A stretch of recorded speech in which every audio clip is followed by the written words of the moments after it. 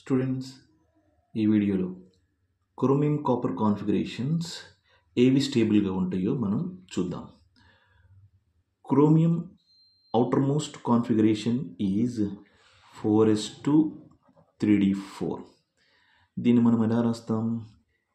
ఎస్లో 2 electrons, డిలో 4 electrons. 1 2 3 4. So same స్పిన్తో ఎన్ని ఉన్నాయో count చేసుకోవాలి. 1 2 3 4 5 ఉన్నాయి సేమ్ స్పిన్తో. దీన్ని ఎక్స్చేంజ్ ఎనర్జీ క్యాలిక్యులేట్ చేయాలంటే exchange energy equal to n into n-1/2k. ఈ ఫార్ములా యూజ్ చేస్తే మనకి ఎక్స్చేంజ్ ఎనర్జీ వస్తుంది. So that equal to n. Same స్పిన్లు ఎన్ని ఉన్నాయి? 1 2 3 4 5. 5 into 5 minus 1/2k, that equal to 5 into 4/2. 5 into 4/2, 20/2 means 10k. 10 exchange energies ఉన్నాయి దానికి.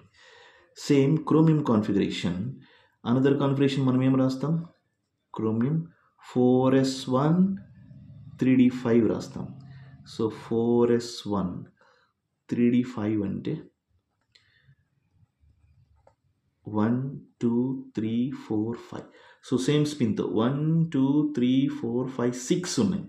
So exchange energy equal to 6 into 6 minus 1/2k, that equal to 6 into 5/2k, that equal to 30/2k, that equal to 15. So ఇందాక ఈ ఫామ్లో ఉన్నప్పుడు configuration exchange energies 10k. ఈ ఫామ్లో ఉన్నప్పుడు configuration exchange energies 15k. Exchange energies number ఎక్కువైతే దాని stability increase అవుతుంది. అందుకని ఈ కాన్ఫిగరేషన్ కన్నా ఈ కాన్ఫిగరేషన్ స్టేబుల్గా ఉంటుంది అని మనం ఎక్స్ప్లెయిన్ చేస్తాం.